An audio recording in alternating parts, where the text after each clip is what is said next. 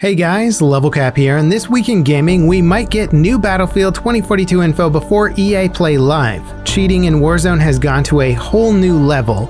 Kojima's next game might be an Xbox exclusive, and much more.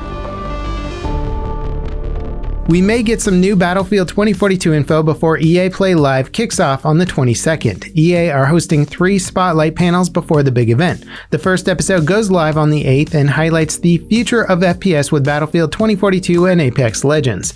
Developers from both games will talk about their work and likely drop hints about content to be announced during EA Play Live. The second presentation goes live on the 13th and focuses on EA's indie titles like It Takes Two.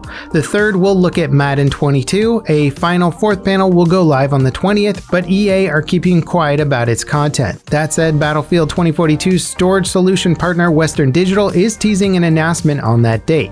Chances are we'll get some new snippets of gameplay or info about 2042 on the 8th and the 20th. These presentations are basically the developer interviews and highlights that would normally eat up a ton of time during EA Play's main event. And because they're being broken out into their own presentations, this year's main event on the 22nd will only be about 40 minutes in total. DICE developers have been talking about 2042 across Reddit and social media. They've confirmed 2042's movement system builds on top of Battlefield 5's. There have also been hints that the game will feature a test range. However, the developer that dished that info later clarified he was talking about internal development tools, not anything players will ever interact with.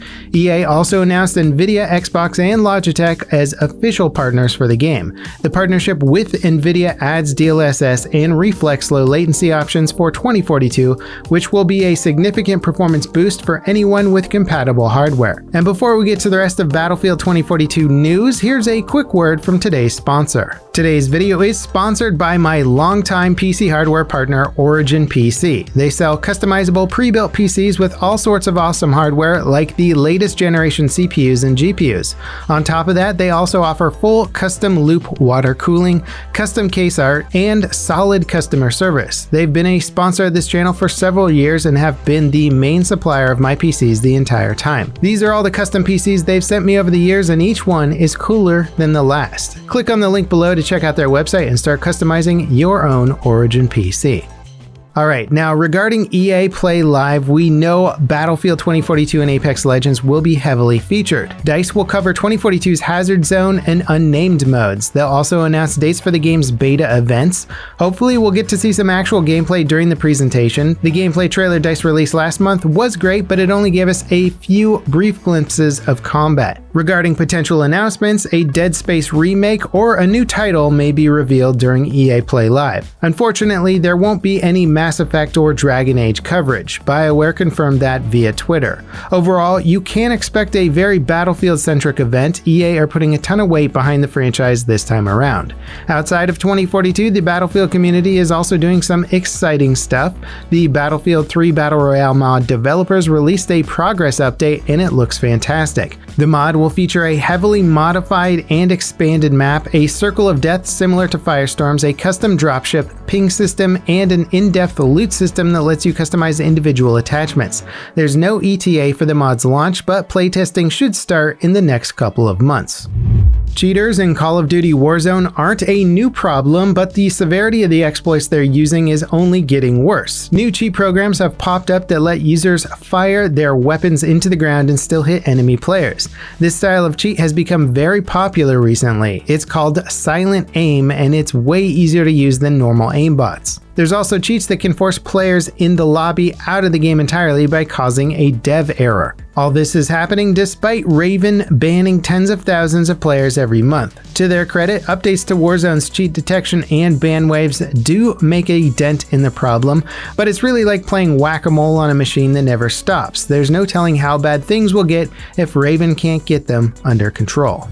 Death Stranding and Metal Gear Solid creator Hideo Kojima is working on an agreement with Microsoft to publish his next game. Kojima signed a letter of intent between Microsoft and himself that's the first step to negotiating a deal. As for why this is a big deal, Sony published Death Stranding and also provided the game's engine. It was a massive investment for their PlayStation brand, and it clearly paid off as the game was a huge success. Signing with Xbox probably means Kojima's next game will be an Xbox exclusive, though it's safe to assume it'll also be on PC. The latest update for Elite Dangerous might take the cake as the biggest update ever released for the game. The patch notes are so long the developers had to break them up into 2 separate posts. Elite just got a major expansion called Odyssey, which adds space legs and FPS combat to the sim. It was a massive leap forward for the game, but launched with a litany of problems. The launch was so rough, the studio CEO issued a formal apology. In it, he promised that the studio would resolve the issues as quickly as possible. So far, it looks like they're living up to that promise. This patch fixes dozens of bugs, and that's on top of 4 priority updates also fixing dozens of bugs on their own.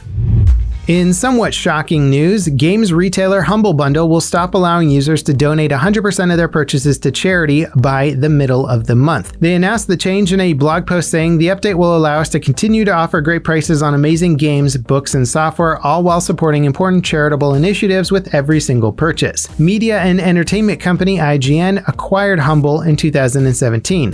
Things carried on as usual under new leadership until Humble announced charitable donation limits were coming earlier this year. They quickly reversed the decision to cap charitable donations to 15% of each sale a few months ago.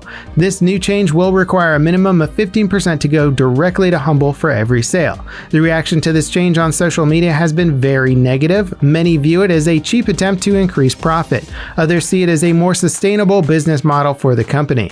Going forward, they'll still offer select bundles that donate all proceeds to charity, but users won't be able to do the same thing for all purchases. id Software announced that the development of Doom Eternal's PvP invasion mode has been scrapped. The mode would let players enter the campaign of another player as a demon. Think Dark Souls Invasions, but the pandemic forced id to prioritize other content like the game's 2 DLC expansions. Instead of releasing the invasion mode, id are working on a new single-player horde mode. They didn't outline what this mode will offer, but they say it'll add more of the diversity and challenge players have enjoyed from Eternal's post-launch content. PlayerUnknown's Battlegrounds' new map, Taego, is available on test servers. It offers a comeback that lets you duke it out with other killed players for a chance to respawn. You can also find self-revive kits on the new map. It's an 8x8 map and the first new map of this size since Miramar. The reaction to Taego has been very positive. It'll roll out to live servers on the 7th for PC players and on the 15th for console players. If you're having trouble getting decent FPS in Microsoft Flight Sim, its next update might offer some salvation. The developers have rewritten huge chunks of the game's engine and radically optimized its CPU usage. With the update applied, you should see about a 25% reduction in CPU utilization by the game. That'll give your PC more headroom to run the game while also boosting FPS by as much as 30 in some situations. All of the testing the developer presented was done at sub 1080p resolution, so chances are real-world results will be a bit less dramatic. But either way, it is good news. The update launches on the 27th. If you ever wanted to play Game Boy titles on your PC without resorting to illegally downloading ROMs for games you don't own, retro gaming company Epilogue might have the perfect product. They just announced the GB Operator. It's a $50 cartridge dock that accepts Game Boy titles from the original handheld device all the way up to the Game Boy Advanced. It comes with an emulator program that will load and play any game connected via the dock. You can also use other emulators if you want. It can also back up your cartridge's save file in case the battery has died. Emulation using ROMs is the most popular way of playing Game Boy titles on the PC these days, but for $50, this dock seems like a pretty great investment for folks with lots of game cartridges in their collection. Before we get to our final story of the week, thanks for tuning in. We'll be back with more gaming news coverage on Monday. Let us know what you thought the most interesting story was in the comments, and have a great weekend. Grand Theft Auto 6 rumors from Battlefield leaker Tom Henderson made the rounds this week. Tom claims that the game will be set in modern-day Vice City and might launch as late as 2025. He says the game's map will grow and change over time, like Fortnite with seasonal events.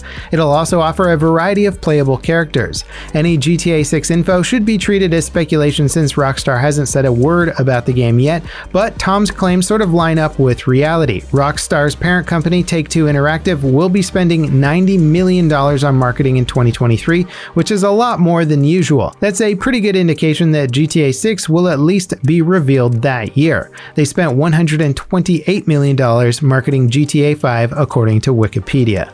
And that wraps it up for This Week in Gaming. As always, guys, thank you so much for watching, and I'll catch you next time. This is Level Cap signing off.